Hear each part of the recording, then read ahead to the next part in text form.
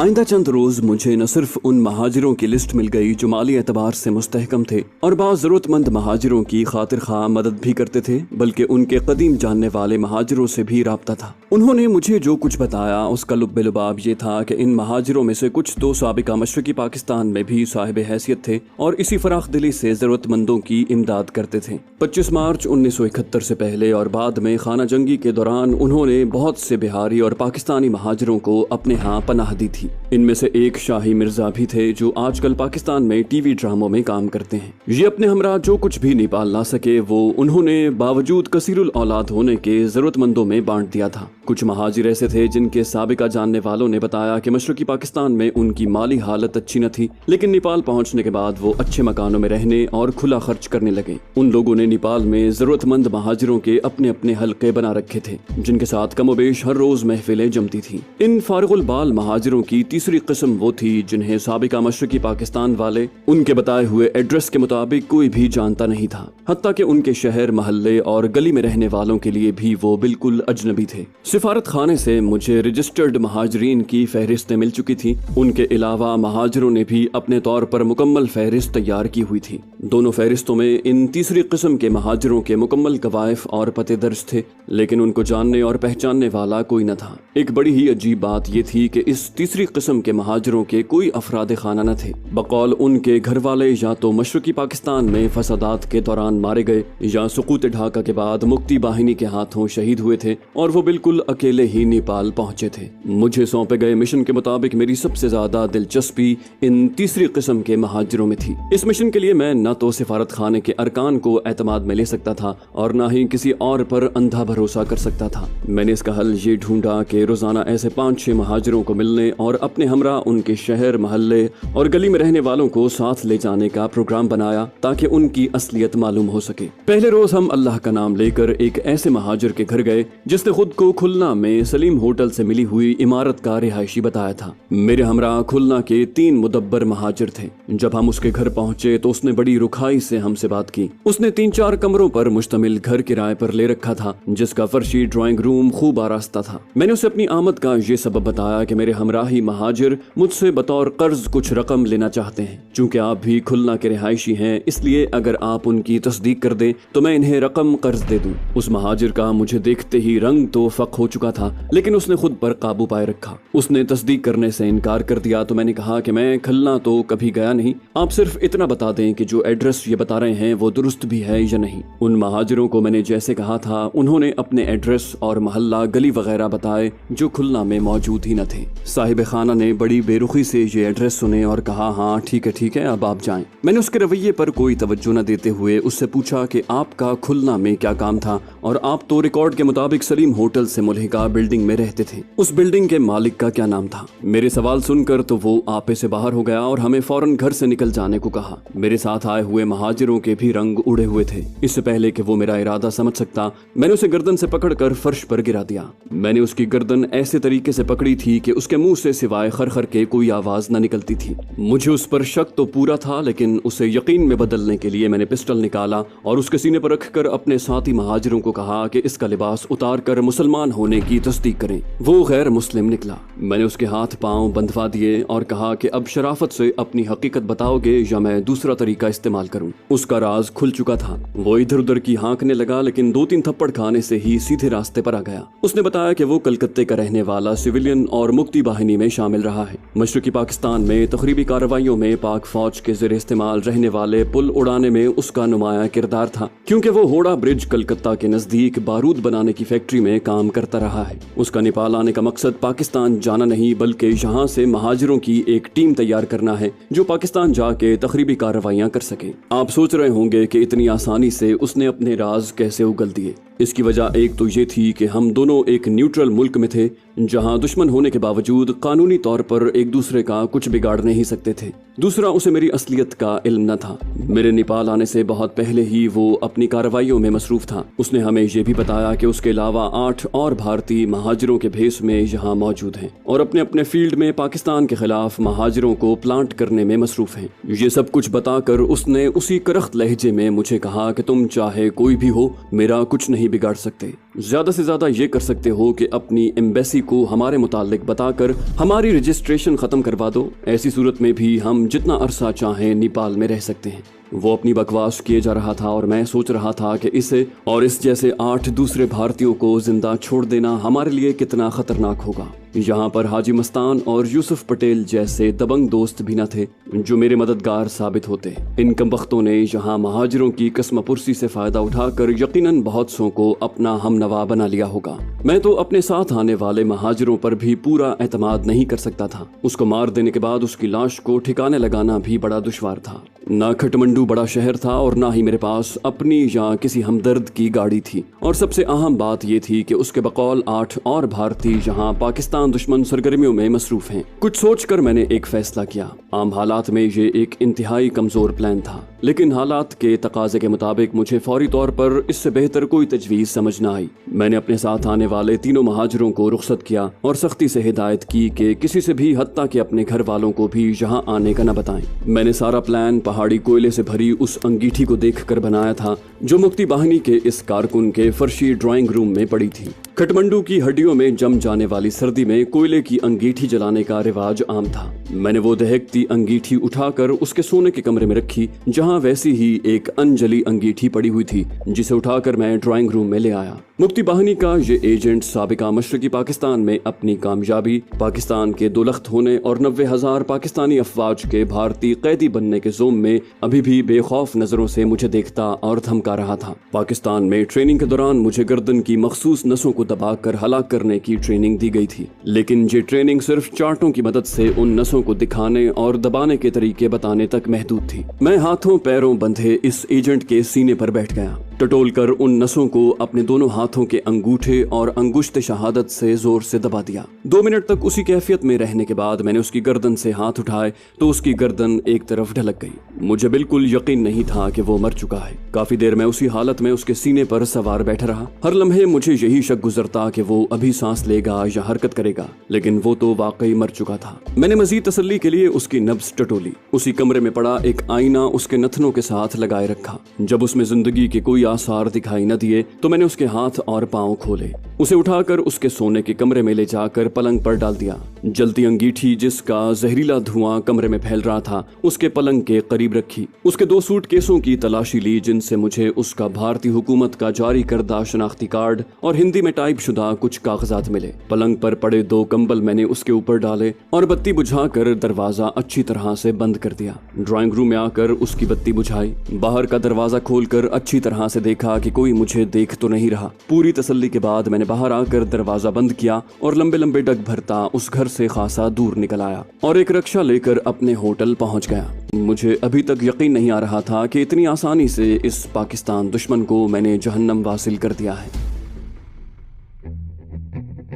दूसरे रोज दोपहर के करीब मैं सिफारत खाने पहुंचा तो वहां हर तरफ एक ही बात हो रही थी कि एक महाजिर पथरीले कोयले के जहरीले धुएं से गुज़श्ता रात हलाक हो गया। उसे गुस्ल देने वालों को भी उसके गैर मुस्लिम होने का पता न चला। बाद दोपहर बहुत से महाजिर उसकी नमाज जनाजा में शरीक हुए और शहर से दूर कब्रिस्तान में उसे दफना दिया गया। शाम को होटल में रोजमर्रा के मुलाकाती महाजिरों के बाद गुज़श्ता शाम वाले तीनों महाजिर मुझे मिलने आए। उन तीनों को उस एजेंट की मौत की वजूहात का तो इल्म था, लेकिन वो ये न जान सके कि उसकी मौत कैसे वाक़ हुई। ना तो उन्होंने उसकी मौत का तस्करा किया और ना ही मैंने कोई बात छेड़ी। अगले रोज से मैंने फी महाजिर कुंबा 1000 रुपया देने का प्रोग्राम बनाया। मैंने उन तीनों को 3000 रुपए दिए और कहा कि वो इस काम में मेरी मदद करें। फहरिस्तें मेरे पास थीं और रुपया लेने के लिए महाजरीन ने मुझे रजिस्ट्रेशन नंबर दिखाने थे। उनको रुखसत करके मैं लिबास तब्दील करने ही वाला था कि रिसेप्शन से फोन आया कि एक आदमी आपसे मिलने के लिए बजिद है और कहता है कि अगर आप अभी न मिले तो वो सारी रात लॉबी में बैठा रहेगा। मैं लॉबी में आया तो इससे पहले कि रिसेप्शन वाले मुझे बताते, एक आदमी लपकता हुआ मेरे पास आया और बोला, जनाब मैंने आपको इस वक्त मिलने की तकलीफ दी है। मैं चिटागोंग का रहने वाला हूँ। रेलवे में गुड्स क्लर्क था। 25 मार्च 1971 के फौरी बाद मैं अल-बदर में शामिल हो गया और अफवाज पाकिस्तान के शाना बशाना गद्दारों से लड़ता रहा। सुकूत ढाका के बाद जब हम बिल्कुल बेआसरा रह गए तो पाकिस्तान के गद्दारों और मुक्ति बाहिनी वालों ने मेरे सामने मेरे 3 बच्चों, बीवी और वालिदा को शहीद कर दिया और मुझे पहले अजियतें दी और फिर 2 गोलियां मारी और मुर्दा समझकर चले गए। मुझे जब होश आया तो मालूम हुआ कि एक मुहिब्बे वतन बंगाली मुझे अपने घर उठा लाया था। मुझ में जिंदगी की कुछ रमक बाकी थी। उसने मुझे अपने घर में पनाह दी और खुफिया तौर पर मेरा इलाज करवाता रहा। 2 बरस के इलाज के बाद मैं इस काबिल हुआ कि चल फिर सकूं। हम दोनों रेलवे कॉलोनी में रहते थे और दोस्त थे। उसने मुझे कुछ रकम दी और मैं छुपता छुपाता करीब 1 बरस तक भारत में भटकने के बाद चंद माह पहले ही यहाँ पहुंचा हूँ। आपकी यहाँ आमद के बाद महाजिरों में तरह तरह की चेमे गोइयां हो रही हैं। मैं यहाँ अकेला और तन्हा हूँ और एक पढ़े लिखे बुजुर्ग जो शायर भी हैं उनके हमरा एक कमरे में रहता हूँ। चूंकि दिन में आपके गिर्द महाजिरों का हुजूम होता है या आप एम्बेसी में होते हैं जहाँ हमारा दाखिला ममनू है, इसलिए इस वक्त मिलने को चला आया।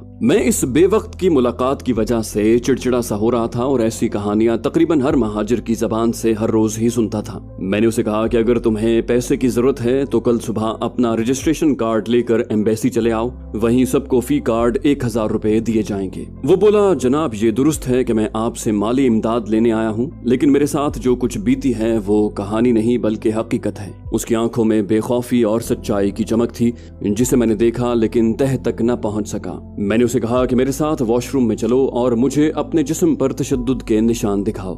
मैं समझता था कि अब वो अपनी फर्जी कहानी का भांडा फूटने से बचने के लिए या बहाने घड़ेगा या वापस चला जाएगा, लेकिन वो वॉशरूम में मेरे पीछे पीछे चला आया। उसने सख्त सर्दी में फटी हुई कमीज और मैला सा पजामा पहन रखा था। वॉशरूम में उसने अपनी कमीज उतार कर मुझे अपनी पीठ और सीना दिखाया। यकीन जानिए उसकी सारी पीठ और सीना जख्मों के ऐसे दर्जनों गहरे घाव से भरा पड़ा था जिन्हें देखकर मैं थर्रा उठा। इससे पहले कि मैं उसे रोकता उसने अपना पाजामा नीचे किया। उसके दोनों हिप्स पर राइफल की गोलियों के तकरीबन 6-6 इंच पर फैले 2 ऐसे घाव थे जिनसे खासा गोश्त उड़ चुका था। हिप्स के ऐन दरमियान रानों पर राइफल की गोलियां जिस्म में दाखिल होने के 1-1 इंच गहरे निशान थे। 303 की गोली राइफल की नाल के ग्रूव्स की वजह से घूमते हुए निकलती है। जहां से जिस्म में दाखिल हो वहां गोली का निशान छोटा होता है, लेकिन घूमने की वजह से जहां से निकलती है वहां बहुत बड़ा जख्म बनाती है। उसके जिस्म पर तशद्दुद के ऐसे हौलनाक निशान थे जिनके मुकाबले में मुझे खुद पर किया गया भारतीय तशद्दुद पहाड़ के मुकाबले में राई महसूस हुआ। मैं तो हैरान था कि वो जिंदा कैसे बचा। उस ज़ाते पाक पर मेरे यकीन कामिल का सबूत उसका जिंदा रहना था। मौला अली करमल्लाहु वजहो के कौल, मौत तुम्हारी जिंदगी की मुहाफिज है, उसका वो जीता जागता सबूत था। उसने कपड़े दुरुस्त किए तो मैंने उसे गले लगा लिया। जितना जुल्म सितम उस पर आध घंटे में किया गया था इतना शायद कोई 100 बरस में भी बर्दाश्त न कर सके। उस आध घंटे में उसकी आंखों के सामने उसके 3 मासूम बच्चों, जवान बीवी और ज़ईफ वालिदा को शहीद किया गया और उसे जिस जुल्म तशद्दुद और बर्बरियत का निशाना बनाया गया उसकी मिसाल मिलना दुश्वार है। उस रात से वो मेरा गहरा दोस्त बन गया। खटमंडू में उसने मेरे मिशंस में मेरी भरपूर मदद की। वो बफजले खुदा बाकायदे हयात और फैसलाबाद में रेलवे में मुलाजिमत कर रहा है। पाकिस्तान आकर उसने नई जिंदगी का आगाज किया, शादी की और 4 बच्चों का बाप और भरे पूरे घर में आसूदगी की जिंदगी गुजार रहा है। सिक्योरिटी की बिना पर मैं आइंदा उसे मोहसिन के नाम से मुखातिब करूंगा। उसने मुझे बताया कि इस बेवक्त उसके आने की वजह ये थी कि गुज़श्ता 30 घंटों से वो और उसका बुजुर्ग साथी भूखे हैं और भूख और बीमारी के बायस उसके साथी की हालत नाजुक हो चुकी है।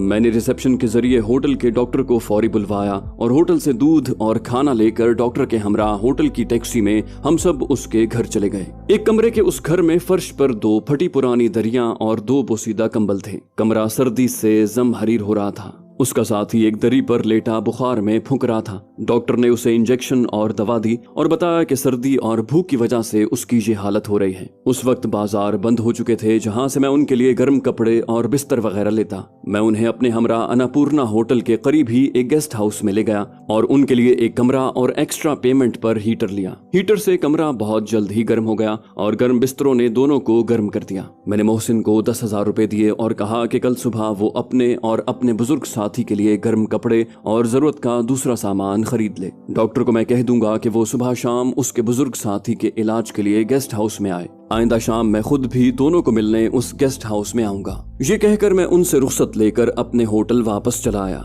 रात का खासा हिस्सा मैं ये सोचता रहा कि हर इंसान अपनी मुश्किल और मुसीबत को बहुत बड़ी समझता है, लेकिन अगर कहीं ऐसा हो कि हर इंसान की मुश्किलात और मुसीबतों को अलग अलग ढेर की सूरत रख दिया जाए और इंसानों को कहा जाए कि जो ढेर पसंद हो उसे उठा ले, तो यकीनन हर इंसान दूसरों के ढेर की बजाय अपना ढेर ही उठाएगा। ये इंसानी फितरत है कि इंसान अपनी मुसीबत और मुश्किल को बहुत बड़ी और दूसरों की मुसीबत को बहुत कम समझता है, जबकि हकीकत में ऐसा नहीं होता।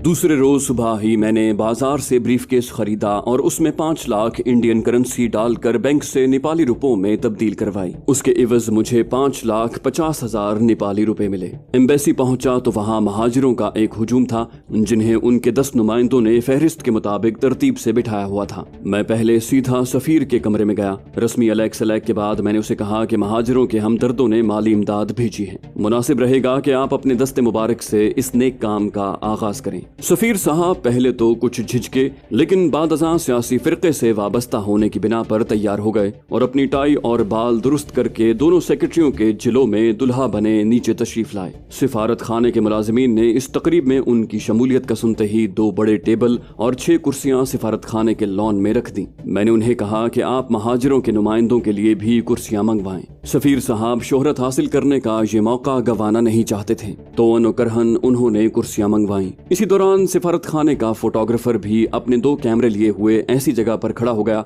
जहां से सफीर साहब की सखावत को फिल्म में महफूज कर सके। एम्बेसी का बड़ा गेट बंद था और पहरे पर 2 गार्ड्स खड़े थे। महाजिरों के नुमाइंदों को बुलाया गया तो उन्होंने आते ही कहा कि चूंकि ये इमदादी रकम हुकूमत पाकिस्तान या एम्बेसी की तरफ से नहीं बल्कि मुखय्यर मुसलमानों ने भेजी है, जिसके ट्रस्टी आसिफ साहब हैं, इसलिए वो ये रकम एम्बेसी के अहाते के अंदर नहीं बल्कि बाहर वसूल करेंगे। और अगर सफीर साहब तकसीम करना चाहते हैं तो पहले शाह नेपाल के दिए हुए 20,000 कंबलों, यूएनओ से भेजे गए खुश्क दूध के डिब्बों, अद्वियात और कपड़ों का हिसाब दें। सफीर साहब के वहम गुमान में भी नहीं था कि उन्हें ऐसी सूरत हाल का सामना करना पड़ेगा। बस लगे इधर उधर की हाँकने। दूसरी तरफ दिल जले महाजिर नुमाइंदे, जिन्हें नेपाल में शायद पहली बार सफीर साहब से दूबदू मुलाकात करने का मौका मिला था, ताबड़तोड़ हमले किए जा रहे थे। मुझे भी इस सूरत हाल का पहले से अंदाजा न था। सफीर साहब ने नुमाइंदों के ऊंची आवाज से बातें करने से खौफजदा होकर एम्बेसी के तमाम गार्ड्स को बुलवाकर हथियार निकालने का हुक्म दिया। पाकिस्तानी मिलिट्री अटैची भी अपने नायबों के हमरा वहां आ गए। मैंने सफीर से कहा, आप खुद हालात खराब कर रहे हैं, क्या आप इन गार्ड्स के हाथों अपने हम वतनों को मरवाना चाहते हैं? अगर ऐसी बात है तो सबसे पहले मेरा सीना हाजिर है। मैं कुर्सी से उठा तो महाजिरों के नुमाइंदे भी अपनी कुर्सियां छोड़कर गार्ड्स के सामने जा खड़े हुए और बैक जबान बोले, चलाओ गोली अगर हिम्मत है और हमें मार दो। हम लाखों मुक्ति बाहिनी वालों से खौफजदा नहीं हुए और तुम 8-9 गार्ड्स हमें डराकर हमारी जबानें बंद करवाना चाहते हो। मैंने समझा बुझाकर इन बिखरे हुए नुमाइंदों को उनकी कुर्सियों पर बिठाया और सफीर को कहा, आप पै दर पै गलतियां कर रहे हैं। गार्ड्स को बुलाकर आपने ब्लंडर किया है। अगर हवा में एक भी गोली चली या किसी गार्ड ने किसी महाजिर को धक्का ही दे दिया तो ये दिल जले महाजिर आप सब समेत सिफारत खाने को तहस नहस कर देंगे। सफीर साहब ने अंग्रेजी झाड़ते हुए कहा, ये मेरा सिफारत खाना है और यहाँ की पूरी जिम्मेदारी मुझ पर है। मेरी मर्जी के खिलाफ यहाँ कोई बात नहीं हो सकती। उसकी बात पर मुझे भी गुस्सा आ गया। मैंने भी तुर्की बतुर्की अंग्रेजी में जवाब दिया, ये पाकिस्तानी सिफारत खाना है, तुम्हारी माँ की जहेज में लाई हुई जायदाद नहीं। तुम और तुम्हारे स्टाफ को यहाँ पाकिस्तानियों पर हुकूमत करने के लिए नहीं बल्कि उनकी खिदमत करने और उनके मसाइल हल करने के लिए भेजा गया है। सफीर ने अपने तरकश का आखिरी तीर छोड़ा। बोला, मैं हुक्मरान पार्टी से ताल्लुक रखता हूँ, मैं पाकिस्तान में तुम्हें देख लूंगा। मैंने कहा, मैं अवाम से ताल्लुक रखता हूँ और तुम्हें पाकिस्तान में ही नहीं बल्कि यहाँ भी देखने और सबक सिखाने का अहल हूँ। मेरे इस जवाब से सफीर साहब ने हौसला बिल्कुल ही छोड़ दिया। ऊंची आवाज में हमारी गुफ्तगू और नुमाइंदों की आवाज अहाते से बाहर खड़े हजारों महाजिरों तक साफ पहुंच रही थी। 4 फुट ऊंची 4 दीवारी के अंदर क्या हो रहा था उसे भी बाहर खड़े महाजिर देख रहे थे और उनमें बेचैनी बढ़ रही थी। मुझे अंदेशा था कि कहीं जज्बात की रौ में बहकर ये महाजिर कहीं सिफारत खाने पर धावा ही न बोल दें और सफीर की वजारत खारजा को भेजी गई रिपोर्ट और अंदेशा सच साबित न हो जाए। मैंने नुमाइंदों और मिलिट्री अटैची को साथ लिया और 4 दीवारी के अंदर से हमने बाहर खड़े महाजिरों को पहले इशारों से और फिर बातों से खामोश रहने की तलकीन की। वो जरा ठंडे हुए तो मैंने कहा, खुदारा दुनिया को तमाशा मत दिखाएं। आपके साथ जो भी ज्यादतियां हुई हैं वो बजा सही, लेकिन ये हमारा अंदरूनी मामला है। गिरदो निवाह में दुनिया भर के सिफारत खाने हैं। वो हमारी एक एक बात की तफसीली रिपोर्ट अपने ममालिक को भेजेंगे और हम जग हसाई का मूजिब बनेंगे। मैं आपको यकीन दिलाता हूँ कि आइंदा आपके साथ नाइंसाफी और धांधली ना होगी। मेरी इस मुख्तसर सी तकरीर से सब खामोश हो गए। मैंने मिलिट्री अटैची को, जो कि कर्नल थे और सिफारत खाने के अफसरान की धांधलियों से खासे नाला दिखाई देते थे, उन्हें कहा कि वो इमदादी रकूम की तकसीम के दौरान हमारे साथ रहें। अल्लाह के बाद अब अफवाज पाकिस्तान पर ही बचे कुचे पाकिस्तान की सालमियत का इन्हिसार है। शिकस्त खाने के बावजूद पाकिस्तानी अवाम को अफवाज पाकिस्तान पर मुकम्मल एतमाद है। किस्सा मुख्तसर, हमने कुर्सियां और मेज वहीं रहने दिए और मिलिट्री अटैची की मौजूदगी में फहरिस्तों के मुताबिक 1000 रुपया फी कुंबा अदायगी शुरू कर दी। अदायगी इतने सुलझे हुए और मुनज़्ज़म अंदाज में हुई कि रुपया कम पड़ने लगा। बैंकों का वक्त खत्म हो चुका था। मैं टैक्सी लेकर भागम भाग होटल गया और मजीद 10 लाख भारतीय करेंसी लेकर वापस एम्बेसी पहुंचा। भारतीय और नेपाली करेंसी का एक्सचेंज मुझे सुबह ही मालूम हो चुका था। मैंने बकिया महाजिरों को भारतीय करेंसी में 900 रुपए फी कुंबा देना शुरू किया। 2 रोज में हमने 1400 से ज्यादा कुंबों में रुपया तकसीम किया। इसके अलावा मैंने मिलिट्री अटैची के तवस्सुत से नेपाली बाजारों में बिके हुए कंबल वापस लेने की कोशिश की। हमें बमुश्किल 4000 कंबल बिकने वाले रेट पर वापस मिले। मैंने 2000 मजीद कंबल बाजार से खरीदे और सारे कंबल महाजिरों में तकसीम कर दिए। बीमार महाजिरों के लिए 6 नेपाली डॉक्टरों से मुआहिदा किया कि वो मरीज की हालत के मुताबिक क्लिनिक में या घर जाकर उनका इलाज करेंगे और 2 केमिस्ट और ड्रग स्टोर्स में एडवांस रकम जमा करवा दी कि डॉक्टरों की प्रिस्क्रिप्शन और महाजिरों के रजिस्ट्रेशन नंबर नोट करके दवा फराहम की जाए। मैंने सारा रुपया इसलिए तकसीम न किया कि इस बात का इल्म न था कि मुझे और इन महाजिरों को मजीद कितना वक्त नेपाल में गुजारना था और ना मालूम हमें कब और कितने रुपए की अचानक जरूरत पड़ जाए। सफीर साहब ने मेरे मुताल्लिक कैसी कैसी रिपोर्टें अपने महकमे और अपने पार्टी लीडर को भेजी, ये तो मालूम ना हो सका। लेकिन पाकिस्तान वापस आने और कुछ अरसे बाद महकमे से अलहदगी पर मुझे एहसास हुआ कि मुझ पर नेपाल में अपनी इन हरकतों की सजा की वजह से पाकिस्तान में हर किस्म की मुलाजिमत के दरवाजे बंद कर दिए गए थे। खुफिया वालों ने मेरी मुस्तकिल निगरानी शुरू कर दी और मुझे बिला वजह तंग किया जाने लगा। ये सब उस महबूब और हर दिल अजीज लीडर के दौरे हुकूमत में हुआ जो पाकिस्तान को दोलख्त करने का जिम्मेदार था और कौम को झूठे नारों से बहलाकर हुक्मरान ही नहीं बल्कि पहला सिविल मार्शल लॉ एडमिनिस्ट्रेटर बना। मुझे 2 बरस तक मुल्क से बाहर जाने की इजाजत न मिली। मेरे महकमे ने अपने वसाइल और हुदूद से बढ़कर मेरी मदद की और 1978 के आखिर में बेहद कोशिश के बाद मुझे पासपोर्ट इशू किया गया।